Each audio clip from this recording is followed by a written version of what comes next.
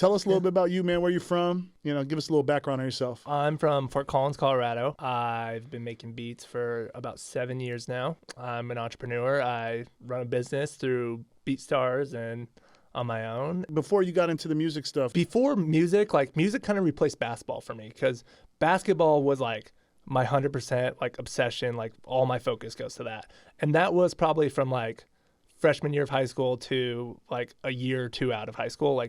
And I played basketball through high school, and then I got a scholarship, and I was playing at junior college. And then that's actually where I learned to make beats is through that. So, but yeah, before I was just, I don't know, just played basketball, hung out with my friends. What position do you play? I was in high school, I was like a point guard, shooting guard, but definitely like a 3-point specialist because I wasn't terribly athletic. And then eventually I actually got more athletic, and then when I got to college, like I'm 6'2", but I was actually one of the smallest guys on the court. And so like I had no chance like going anywhere near the paint. So I just had to be a 3-point specialist. Yeah. Mm-hmm. When did you get introduced to ball? It was big in my town growing up. Like everyone would go to the high school basketball games, and like that was like the coolest thing when I was like in elementary school. And so from there I was like, yeah, that's what I want to spend all my time trying to get good at. Yeah, man, I played ball too, and my kids play AAU, and it's intense. And there's a lot of hard work, and there's a lot of attention to a lot of detail. Basketball is such an elegant game of art. What would you take from your experiences playing ball that you took into your music world, your music making? Are you collaborating a lot now? I collaborate some. I collaborate more than I used to. I think like the focus and like the realization that at the end of the day, it really is all about your performance. I mean, you got to hit your shots in basketball. You got to put out good beats. And so it's like, I don't know, you just have to go hard to stand out. Like you have to be willing to commit more than your average person. You have to be, I mean, it depends on what level you want to succeed at. If you want to succeed at the highest level, you just have to commit more than anyone else. You have to put yourself to the test. I think that's like one thing about both of them is that you can't really hide. Like when you put on that court, your skill set's there and like everyone sees and everyone knows. Yeah. And that's the same thing when you're uploading to YouTube and you put your stuff out, like it's just right there. Yeah. Like you can't hide your skill set. You can't pretend that you're something that you're not. And so I think that's maybe something I learned is like the repetition, and that you just want to continue to put yourself out there, see what level you're at, assess what you did wrong, assess why you're not where you want to be yet, and just stay at it every single day. And that would be the same thing I tried to apply to basketball. But I feel like as I got older, I got a better mindset that allowed me to do that more. So I've been able to be more effective at the beats than I was at basketball. What moment was your welcome moment that you just kind of hit you in the face? You're like, oh, God. So I think the first like moment that I realized all of this was a possibility, that someone could do this for a living, and I only kind of realized it at the time, is I just posted a beat to YouTube. And I want to say this was in 2015 or 2016. It got a couple thousand views. No, it only got like a couple hundred views and like maybe 800 or something the first night. And I checked the next morning and I had emails from people wanting to purchase the beat. That was the first beat? That was the first beat.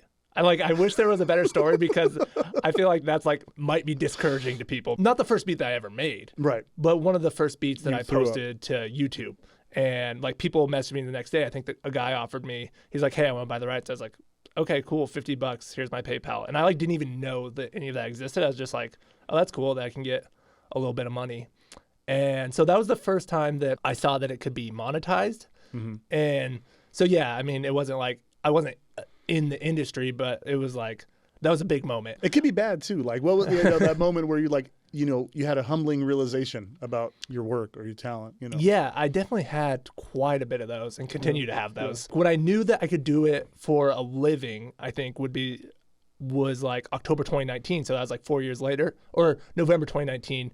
And I made a sale for like $180 while I was having dinner with my family. Like we were all on vacation and they took me to Mexico and I was having dinner with my family and I got the sales notification. I was like, I was just sitting here and I made $180. And that, at the time, my expenses were so low that I was like, okay, this is like really, really possible.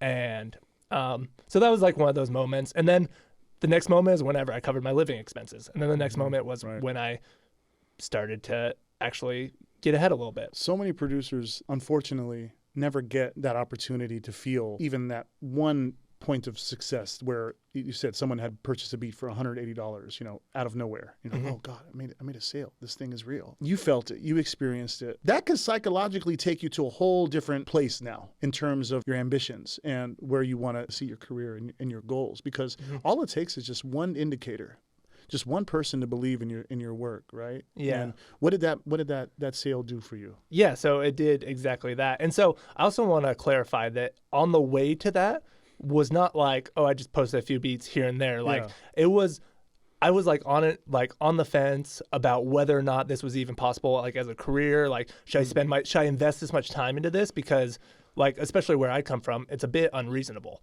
Like to other people, that would be like the career choice. Especially, I didn't grow up like doing music or anything like that. Like I didn't make my first beat till I was 20. So at that moment, that was after a month of me taking it very serious. Like I would watch all his videos, consistency. And like, I don't even want to say that because like everyone says that, you know? And so at that point, I think I was uploading every other day, or maybe I was going like 3 or 4 times a week before I made that $180 sale. So, for a month and a half. So there was about 20 to 30 uploads. A lot of empty days happened first. Exactly. Right. And so it wasn't like, oh, this just happened and I was halfway in, halfway out. That's what happened when I 100% committed. I'm going to upload for a year and see what happens. Like I'm going to upload for like as long as I need. If it doesn't work, then I wasted this time and it's okay. I was already fully committed, so I was just going to do it, you know? And so once that sale happened, I think I was uploading like 3 times a week. It's like, okay, now that was an instant switch, like 7 days a week. Like I now upload every single day, because if I could make $180 and like one day uploading 3 times a week, well, then maybe I can make $360 if I upload twice as much and the quality stays the same, because that's important too. Like I can't throw out trash and double that and like lower the quality, but if the quality stays the same, put my foot on the gas, then it'll just double. And then you can do that. And then it starts to compound and you start to build a catalog. It's like, okay, cool, I can do this. I'm not that far away from covering my living expenses because they were so ridiculously low at the time. And so that's just what it did, is it's just like, okay, cool, this can happen. It's like, I didn't look back. Then you can think we're on the brink of revolution. All my indie music makers, here's your restitution. We got the game in a chokehold. Not paying the creators is a no-no. I got the smoke road for all the fan bam.